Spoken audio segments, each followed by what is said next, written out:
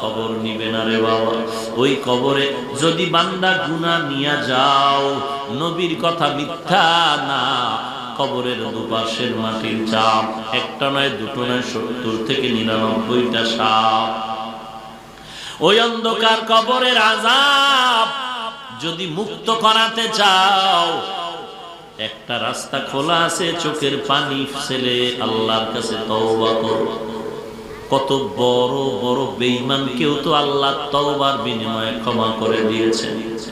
নবীজি বলেন, আত্তাইবু মিনাজ যামবি কামান লা যামবালা, গুনাহ থেকে তওবা করেনওয়ালা কেমন মনে হয় যেন সে জীবনে গুনাহই করে নাই। এরে আল্লাহর বান্দা, এখানে সবাই বসে আছেন, সবাই আমাকে মহব্বত করেন, আমি আপনাকে সালাম দেই, কথা বলি, কিন্তু নিজের জিন্দেগির গুনাহ দিয়ে তাকায় দেখেন, আসলে এই গুনার খবর যদি